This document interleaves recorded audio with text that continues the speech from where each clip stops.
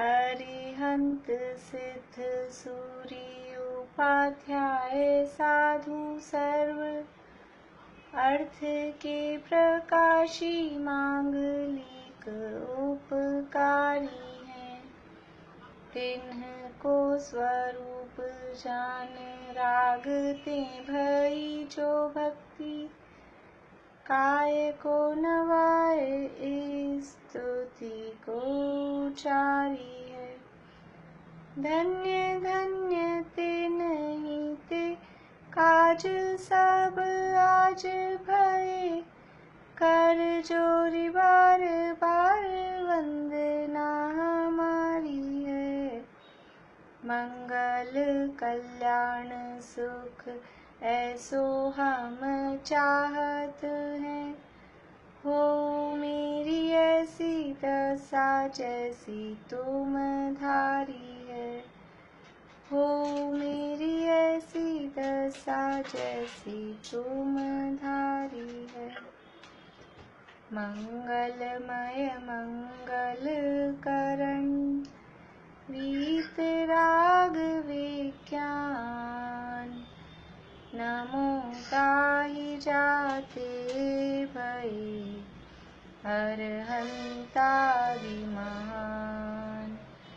करि मंगल करि हो महा ग्रंथ करण को काज जाते मिले समाज सब पावे निज पद राज। इस भव के सब दुखनि के कारण मिथ्या भाव तिनकी सत्ता नाश करी प्रगटे मोक्ष उपाव प्रगटे मोक्ष उपाव।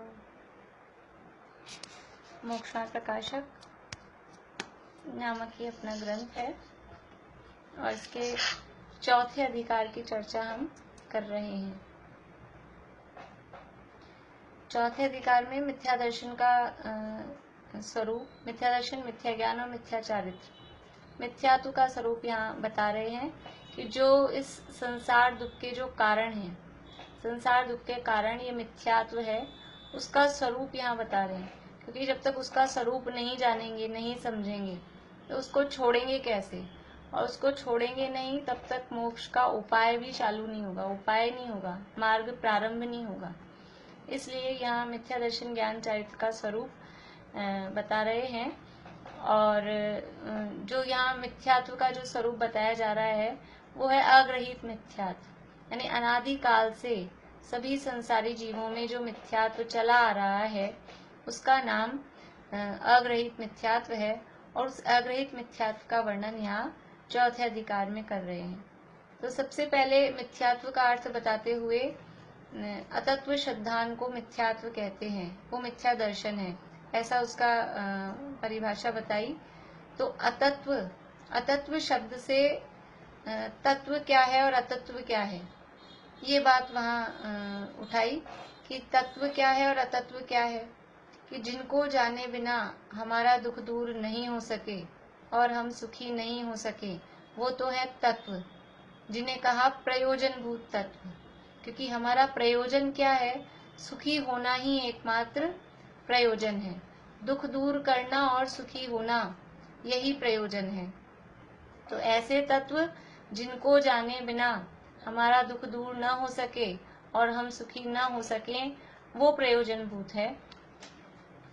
तो इसलिए यहाँ उन प्रयोजनभूत तत्वों के स्वरूप और वो जो तत्व कहे, 7 तत्व कहे, वो 7 तत्व ही प्रयोजनभूत क्यों हैं, वो बात यहाँ पर सिद्ध की है सातों तत्वों के संबंध में। जीव अजीव को जानना, हाँ, जीव अजीव को जानना क्यों आवश्यक है, आश्रव को, बंध को जानना क्यों आवश्यक है, संवर निर्जर मोक्ष को जानना क्यों आवश्यक है। जीव अजीव स्वयं है, जीव स्वयं है, स्वयं को नहीं जानेंगे तो मैं कौन हूँ इसकी पहचान नहीं होगी। और अजीव तत्व को नहीं जानेंगे तो जिनको गलती से मैं मान रखा है, तो हमने किसको गलती से मैं मान रखा है, जिसमें अपनेपन होने का भ्रम होता है, अपनापने का भ्रम किसमें हो सकता है, तो उसको भी जानना आवश्यक है, जिन्हें हम भूल से अपना मान सकते हैं। तो ऐसे जीव और अजीव तत्व को जानना आवश्यक है। और आश्रव वो दुख का कारण है, आश्रव के कारण ही कर्मों का बंध होता है, और उसी के कारण जो कर्मों के बंध के कारण है वो है मिथ्यात्वादी आश्रव भाव। इसलिए उन आश्रव को जानना भी जरूरी है और बंध को भी जानना जरूरी है। अब आश्रव का अभाव वो संवर है और बंध का एक देश अभाव वो निर्जरा है। इसलिए जो आश्रव है वो दुख का कारण है, तो उसका जो अभाव है वो ही सुख का कारण होगा। इसलिए संवर को जानना और बंध का जो धीरे धीरे अभाव होगा वो निर्जरा, वो सुख के कारण है। संवर और निर्जरा ये सुख के कारण है। और मोक्ष है वो पूर्ण रूप से बंध के अभाव रूप दशा है और वो पूर्ण सुख में दशा है। शुरू कहाँ से किया था? प्रयोजन से। प्रयोजन क्या था? दुख दूर करना और सुखी होना। तो आश्रव बंध दूर होंगे तो दुख दूर हुआ, और आश्रव बंध दूर होंगे संवर निर्जरा पूर्वक मोक्ष होगा, तो ये सुख हो जाएगा। इसलिए ये प्रयोजन की सिद्धि इन सात को जानने से, इन सात का श्रद्धान करने से ये हमारे प्रयोजन की सिद्धि होती है। इसलिए ये सात तत्व प्रयोजन भूत तत्व कहे। देखिए आगे अपने को पेज नंबर 79, 79 नंबर पेज पर मोक्ष तत्व तक की बात अपनी कल हुई थी। सेकंड पैरा से अपने को पढ़ना है। मोक्षा प्रकाशक चौथा अधिकार और पेज नंबर 79। तथा शास्त्रादि द्वारा कदाचित उन्हें जाने, परंतु ऐसे ही हैं, ऐसी प्रतीति न आई तो जानने से क्या हो। किनको जाने? ये जो तत्वों की बात चल रही है, जो सात तत्व हैं उन्हें शास्त्रादि द्वारा जाने। कदाचित यानी मान लो उनको जान लिया। जीव, अजीव, आश्रव, बंध, संवर, निर्जरा, मोक्ष, ये सात तत्व हैं। और जीव जान लिया, जो जानता देखता है, सुख दुख का अनुभव करता है, वो जीव है। जीव से भिन्न शरीर आदि अजीव हैं, और मोह राग द्वेष के परिणाम आश्रव हैं। और कर्मों का आके आत्मा के साथ बंध जाना वो बंध है।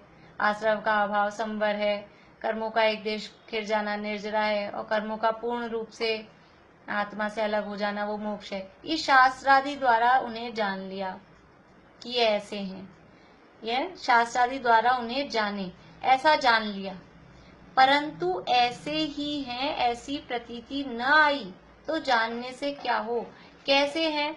ये शास्त्र द्वारा वास्तव में भी ऐसा, जैसे हमने परिभाषा बोली ना, ऐसे परिभाषात्मक रूप में जानना, लेकिन ये जानना है। और सम्यक्त्व क्या है? वो है तत्वार्थ श्रद्धान। मिथ्यात्व क्या था? वो तत्वों का अश्रद्धान या अतत्व का श्रद्धान।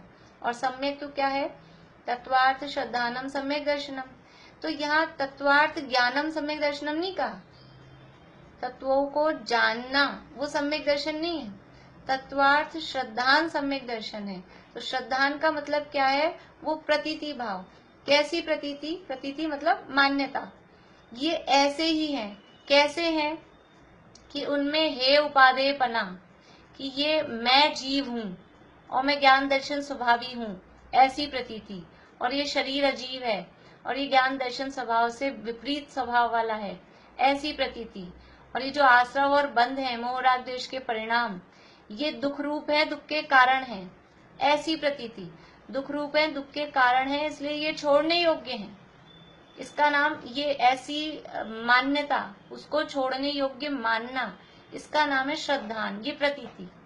संवर निर्जरा है, ये सुख के कारण है, इसलिए एक देश उपादेय है, ऐसा श्रद्धान।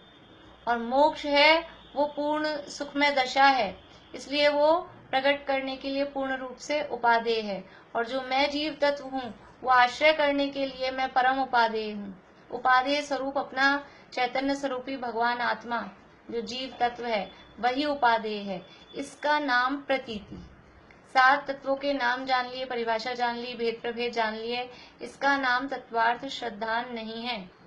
और शब्दों में हे गे उपादेय भी जान लिया, कौन हे है कौन ये, लेकिन वो जब जान लिया, इसमें कह रहे हैं उस ऐसा प्रतीति भाव, आश्रव हे है, छोड़ने योग्य है, तो उसको बराबर ऐसा कि जो शुभ अशुभ भाव हैं, विकारी भाव हैं, वो सब आश्रव हैं, वो सब छोड़ने योग्य हैं।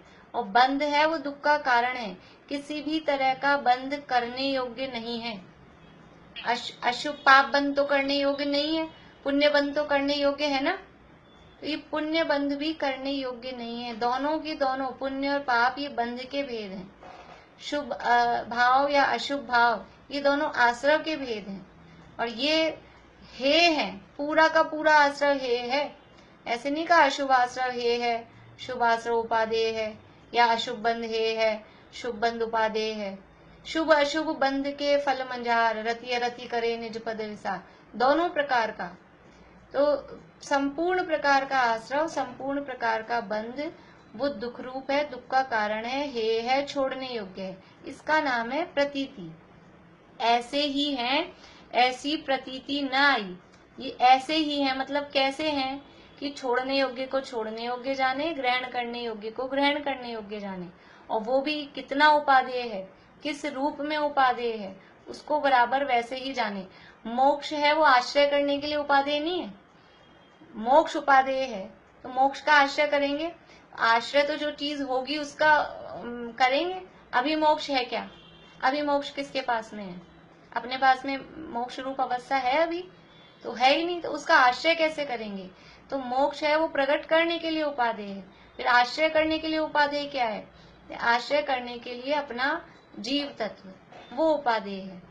तो ये शास्त्रादि द्वारा कदाचित उन्हें जाने, परंतु ऐसे ही हैं, ऐसी प्रतीति न आई तो जानने से क्या हो।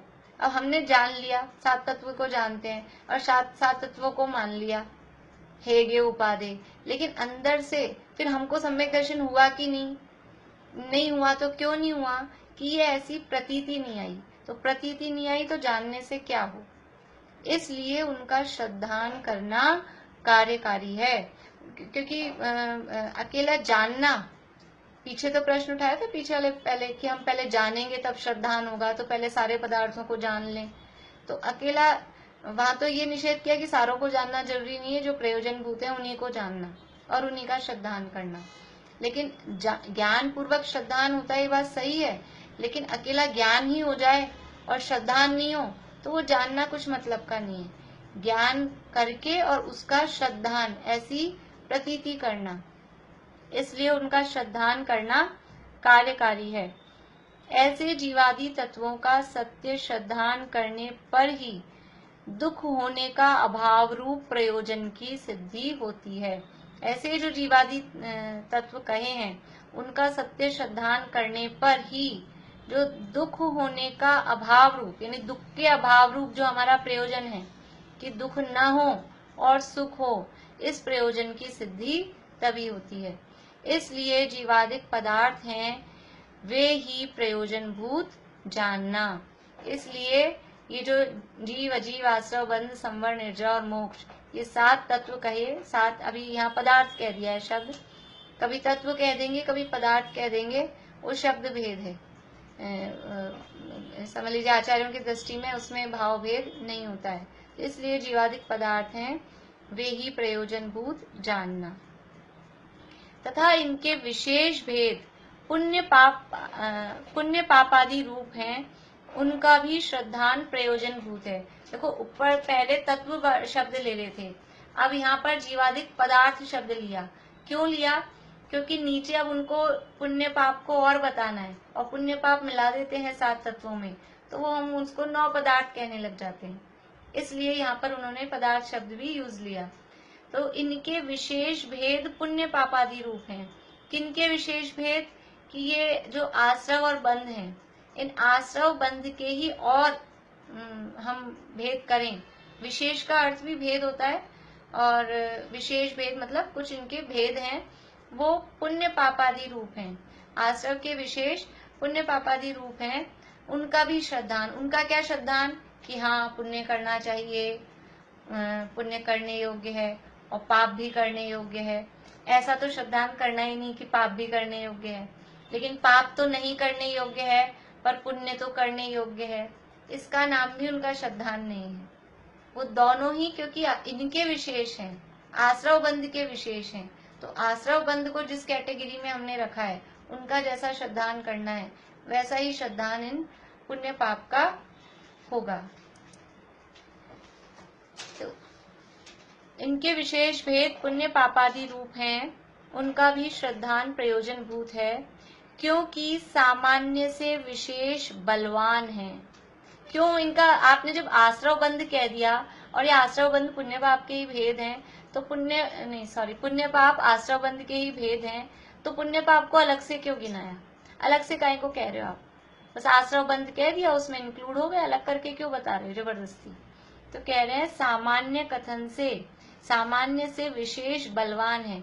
कुछ अलग करके कहते हैं, कुछ उसको खोल के कहते हैं, तो उसमें वजन होता है। बलवान मतलब किसी चीज को अलग से और कह रहे हैं। जैसे कि समझ लीजिए ऐसा अपन कहें, कोई सभा लग रही है, अपनी प्रवचन सभा, और कह दिया सारे विद्वान आएंगे, कोई प्रोग्राम हो रहा है, शिविर हो रहा है, सारे बड़े बड़े विद्वान आ रहे हैं, ऐसा कह दिया। तो जब सारे बड़े बड़े विद्वान आ रहे हैं तो सारे ही आ रहे हैं, लेकिन एक का नाम अपन ने अलग से कह दिया, दादा भी आ रहे हैं, तो वो दादा को अपन ने अलग से हाईलाइट करके, मतलब उनकी स्पेशलिटी बताने के लिए भाई ये भी आ रहे हैं। इस सामान्य से विशेष बलवान है, उसमें सामान्य में दादा भी आ गए थे, सारे बड़े बड़े आ रहे हैं, उसमें वो भी आ गए थे, लेकिन फिर भी हमने उनको और विशेष बताने के लिए कि वो भी आ रहे हैं। ऐसे ही आश्रव बंध कहा, उसमें पुण्य पाप गर्भित हैं, क्योंकि पुण्य पाप वो जो आश्रव है वही शुभ अशुभ पुण्य पाप रूप होता है, बंधी शुभ अशुभ बंध रूप होता है, तो वो उसमें आ गए। लेकिन पुण्य पाप को अलग करके कहा। क्यों कहा? क्योंकि इसके चक्कर में जरा गड़बड़ हो जाती है। ये पुण्य पाप के श्रद्धान में यदि अलग करके नहीं कहते हैं तो ख्याल में नहीं आता है और उसमें गड़बड़ हो जाती है। कि पाप को तो आश्रव का मतलब पाप समझ लेते हैं, और पाप तो छोड़ने योग्य है, और पुण्य को आश्रव ही नहीं मानते, बंध रूप ही नहीं मानते, तो वहां गड़बड़ नहीं हो जाए, क्योंकि वो दोनों ही आश्रव बंध रूप हैं, इसलिए इनको अलग करके कहा। क्योंकि सामान्य से विशेष बलवान है, इस प्रकार ये पदार्थ तो प्रयोजन भूत हैं, इसलिए इनका यथार्थ श्रद्धान करने पर तो दुख नहीं होता, सुख होता है, और इनका यथार्थ श्रद्धान किए बिना दुख होता है, सुख नहीं होता।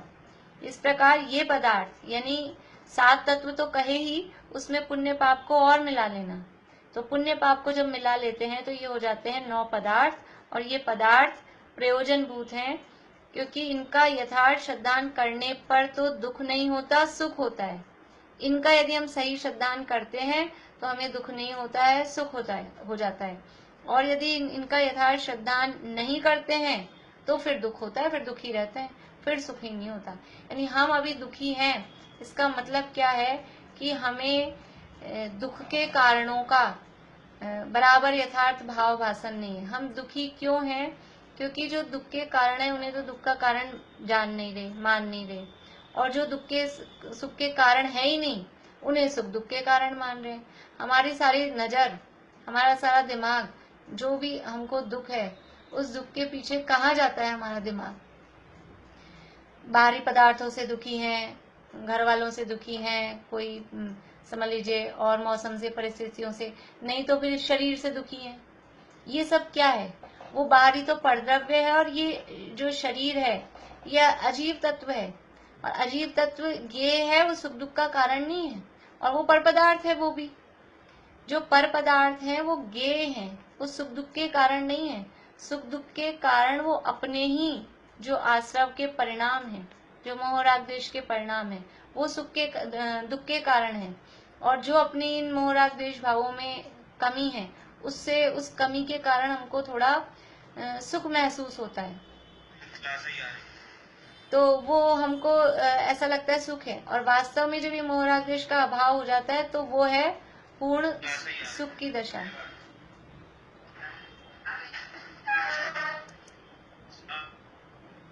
तो इसलिए ये जो पदार्थ हैं यही प्रयोजन भूत हैं, इनका यथार्थ श्रद्धान करने पर तो दुख नहीं होता, सुख होता है, और इनका यथार्थ श्रद्धान किए बिना दुख होता है, सुख नहीं होता। तथा इनके अतिरिक्त अन्य पदार्थ हैं, वे अप्रयोजनभूत हैं, क्योंकि उनका यथार्थ श्रद्धान करो या मत करो, उनका श्रद्धान कुछ सुख दुख का कारण नहीं है।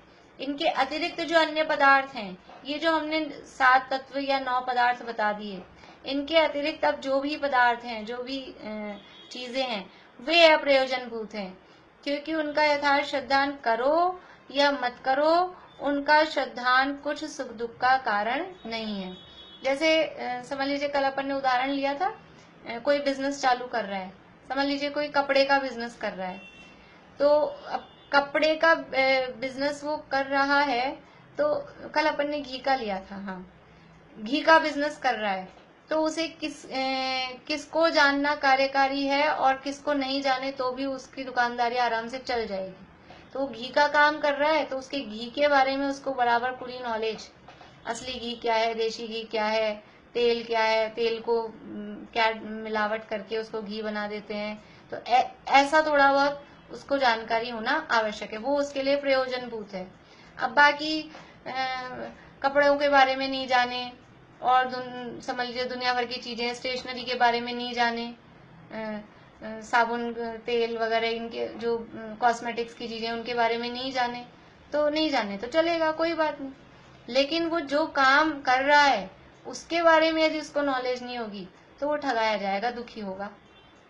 इसलिए यहाँ मोक्ष का प्रयोजन है, यहाँ मोक्ष का प्रयोजन है, तो मोक्ष मतलब सुखी होना, सुखी होने का प्रयोजन है। तो जिन तत्वों के या जिन पदार्थों के श्रद्धान से हम सुखी हो जाएं और जिनका श्रद्धान नहीं होने पर दुखी ही बने रहें, उनका जानना जरूरी है। उसके अलावा बाकी सारी दुनिया उसको जानना कोई जरूरी नहीं है। युगल जी बाबू जी के 4 लाइनें हैं, देह से भिन्न आत्मा का बोध कर लो, बाकी सारा ज्ञान पेटी में बंद करके धर लो।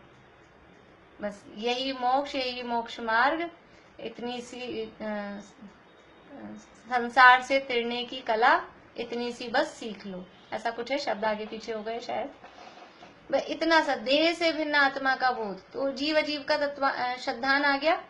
और क्योंकि आश्रव बंध संवर्ण जा मोक्ष जीव अजीव के विशेष हैं, इसलिए इसमें उनका श्रद्धान भी गर्भित हो गया। यहाँ प्रश्न उठता है, मम्मी जी पेज नंबर 79 नंबर पेज है, बीच में पढ़ रहे हैं।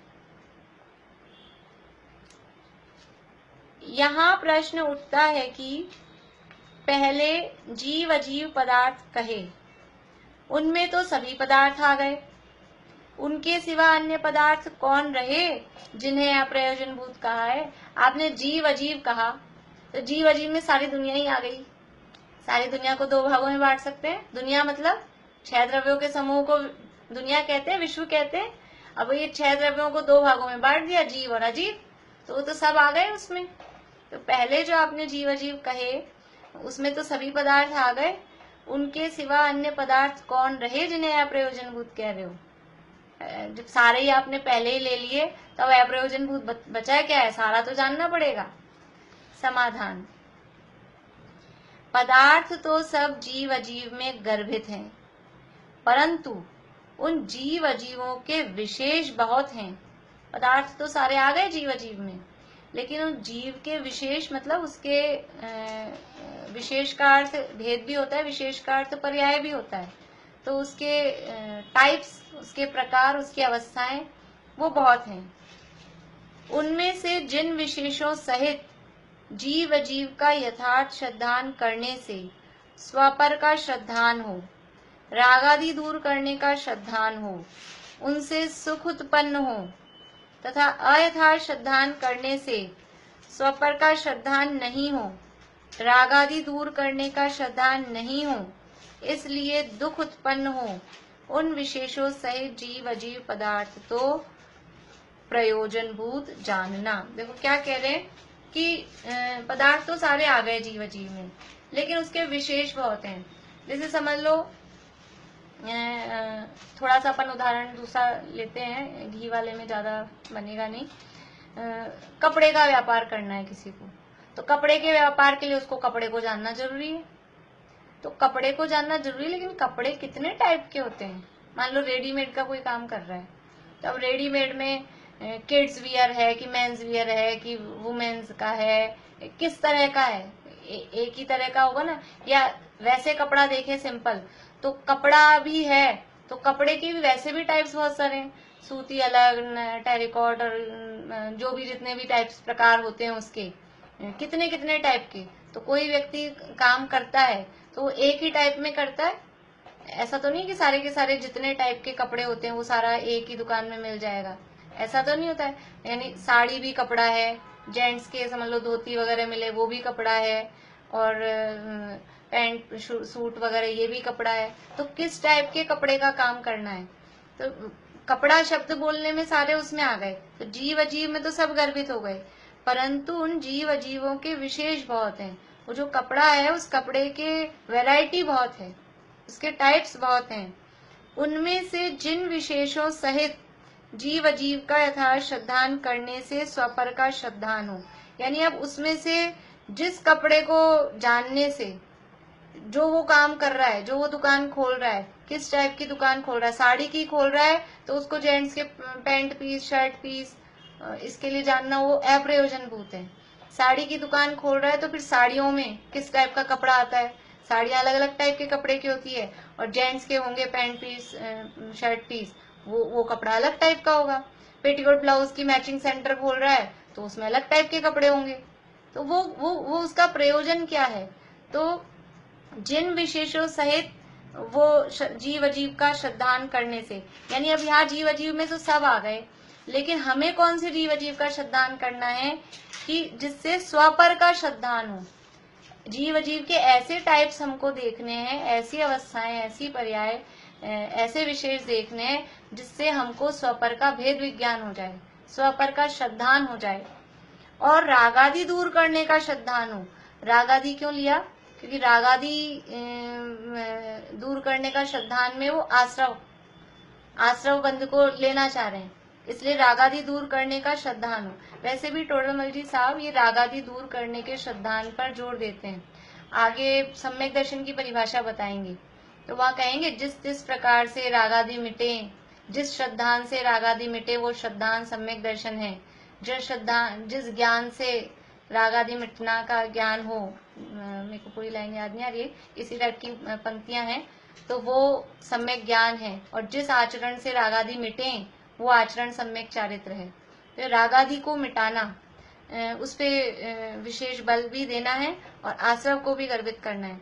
देखिए क्लास अभी 10 मिनट बाद पूरी होने वाली है, और अपन फिर दोबारा नहीं चलाएंगे क्योंकि फिर टाइम हो ही जाएगा, करीब 8-10 करीब हो जाएंगे, तो दोबारा नहीं चलाएंगे। दोबारा कोई ज्वाइन नहीं करें, कोशिश करूंगी कि एक आध मिनट पहले ही पूरा कर लें अपन, दोबारा नहीं चलाएंगे।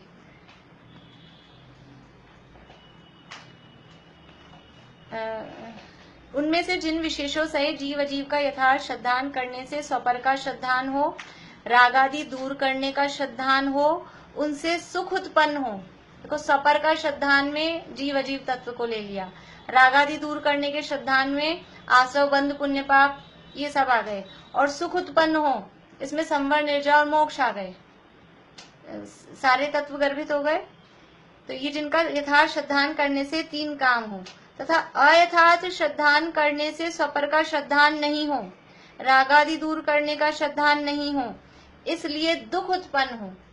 क्योंकि स्वपर का यथार्थ श्रद्धान नहीं होगा और रागादि दूर करने का श्रद्धान नहीं होगा तो क्या होगा, उसका फल क्या है, रिजल्ट क्या है, उसका रिजल्ट दुख है। स्वपर का यथार्थ श्रद्धान और रागादि दूर करने का श्रद्धान, उसका फल सुख है, और इनका यथार्थ श्रद्धान नहीं हुआ स्वपर का और रागादि दूर करने का, तो उसका फल दुख है, इसलिए दुख उत्पन्न हो। उन विशेषों सहित जीव अजीव पदार्थ तो प्रयोजन भूत जानना। कौन से जीव अजीव को जानना, सारा दुनिया को नहीं जानना, जिनको जानने से हमें भेद विज्ञान हो जाए, हमारे रागादि दूर करने की हमको बुद्धि आ जाए, ऐसा श्रद्धान हो जाए और हमें सुख उत्पन्न हो जाए। बस उतने इन पदार्थों को, उतने जीव अजीव के विशेषों को जानना, बाकी और जितने भी हों उन सबको जानने की आवश्यकता नहीं है। तथा जिन विशेषों सहित जीव अजीव का यथार्थ श्रद्धान करने या न करने से स्वपर का श्रद्धान हो या न हो, और जो बाकी की चीजें जो मस्ट है, जो जरूरी है, उनको तो जानना, और बाकी जो और हैं कि उनको हमने जान लिया तो बाई चांस उनको जानने से भी स्वपर का श्रद्धान हो भी जाए, लेकिन उनको नहीं जानेंगे तो भी स्वपर के श्रद्धान में उससे कोई फर्क नहीं पड़ रहा। तो कह रहे हैं कि जिन विशेषों सहित जीव अजीव का यथार्थ श्रद्धान करने या न करने से स्वपर का श्रद्धान हो या न हो, तथा रागादि दूर करने का श्रद्धान हो या न हो, कोई नियम नहीं है। जैसे समझ लीजिए मोक्ष कब होता है, इसका नियम बनाए कि मुनि बनने से मोक्ष हो जाता है, तो ऐसा नियम नहीं है। मुनि बनने से मोक्ष हो भी जाए, नहीं भी हो। ऐसे ही कुछ पदार्थ ऐसे हैं, कुछ विशेष ऐसे हैं जीव अजीव के कि जिनको जानने से स्वपर का श्रद्धान हो भी जाए और नहीं भी हो, और नहीं जानेंगे तो भी स्वपर का श्रद्धान में उसमें कोई फर्क नहीं पड़ रहा। जैसे समझिए अब दूसरा, ये तो मुनि बनने वाला तो एक तरफा नियम है। तप करना, तप करने से, तप मतलब स्पेशल और विशेष तप, तो विशेष तप करने से मोक्ष होता है, ऐसा कहें तो विशेष तप करने से मोक्ष हो भी सकता है और बिना तप करे भी मोक्ष हो सकता है। विशेष अंशनादि जो विशेष तप हैं वो नहीं भी करें तो भी मोक्ष हो सकता है। ध्यान रूप तप तो चाहिए ही चाहिए, ध्यान तप तो होगा ही होगा, लेकिन ये बहिरंग तप जो है वो करेंगे तो मोक्ष हो भी जाए, लेकिन वो नहीं करें तो भी मोक्ष हो जाए। तो ऐसे दोनों तरफ जो, यानी जिसकी कोई कंपल्सन नहीं है, अनिवार्यता नहीं है, ऐसी बात कह रहे हैं कि जिन विशेषों सहित जीव अजीव का यथार्थ श्रद्धान करने या न करने से स्वपर का श्रद्धान हो या न हो, तथा रागादि दूर करने का श्रद्धान हो या न हो, कोई नियम नहीं है। उन विशेषों सहित जीव अजीव पदार्थ अप्रयोजनभूत जानना, वो सारे अप्रयोजनभूत हैं। जैसे नीचे उदाहरण दे रहे हैं, जीव और शरीर का चैतन्य मूर्तत्वादि विशेषों से श्रद्धान करना तो प्रयोजनभूत है, चैतन्य स्वरूपी है, अमूर्तिक है, ऐसा ये जो विशेष हैं ये जीव के विशेष हैं। और शरीर है वो मूर्तिक है, जीव अमूर्तिक है, शरीर चैतन्य स्वभाव से विपरीत है, इस तरह का श्रद्धान करना तो प्रयोजनभूत है। और मनुष्य आदि पर्यायों का तथा घटपट आदि अवस्था का, अब जीव का कौन सा श्रद्धान नहीं करना कि मनुष्य जीव होता है, तिरंच देव नारकी जीव होते हैं, वो जीव की अवस्था का श्रद्धान मतलब वो आश्रय करने, उस अवस्था का आश्रय करेंगे तो हमारा काम नहीं होगा। ऐसे ही अजीव की, ये घटपट लिखा है, घड़ा है, कपड़ा है, समझ लीजिए हम ऐसा, ये रुमाल है, ये मोबाइल है, ये टेबल है, कुर्सी है, इनको नहीं भी जानेंगे, ऐसी अवस्था का आकार आदि विशेष से श्रद्धान करना वो अप्रयोजनभूत है। इनकी इस तरह की अवस्थाओं का श्रद्धान करना वो अप्रयोजनभूत है। इसी प्रकार अन्य जानना, मतलब जीव का क्या श्रद्धान करना कि जीव को जब तक हम चैतन्य स्वरूपी अमूर्तिक आदि ऐसे ज्ञान दर्शन सुख वीर्य ऐसे गुणों सहित नहीं जानेंगे तो जीव का अजीव से, इस शरीर से भिन्नत्व ख्याल में नहीं आएगा। यदि जीव को हम मनुष्य रूप ही मानेंगे तो ये तो एक दिख रहे हैं, फिर शरीर और जीव, ये मनुष्य किसे कहते हैं? मनुष्य है जीव और पुद्गल की मिलीजुली अवस्था का नाम है मनुष्य। इसमें एक तो जीव और ये शरीर, ये मनुष्याकार।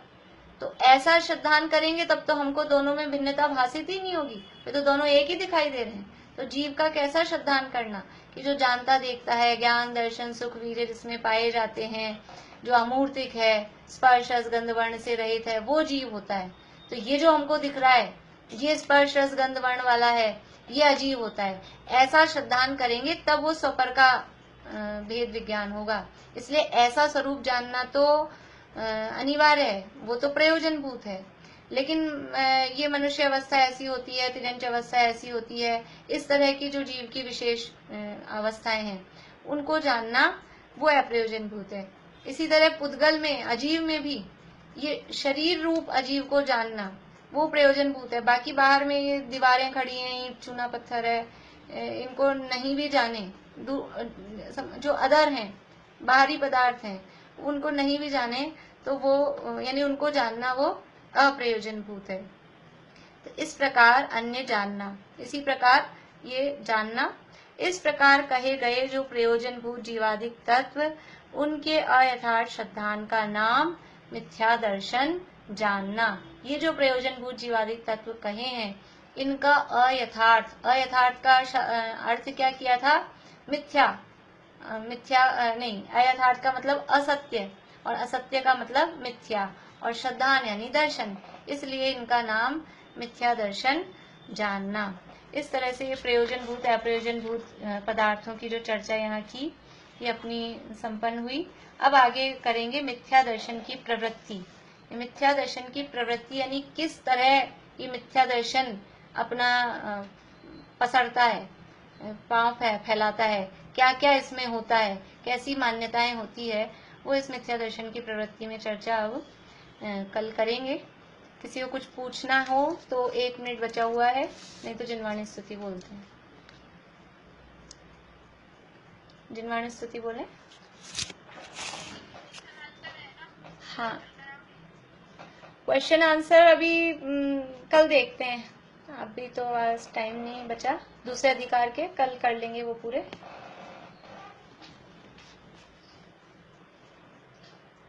रति अरति हर श्री चंद्र जिन तुम ही अपूरव चंद्र हो, निशेष हो निर्दोष हो, निर्विघ्न हो निष्कंप हो, निकलंक हो अकलंक हो, निष्ताप हो निष्पाप हो। यदि है अमावस अज्ञ जन तो पूर्णमासी आप हो।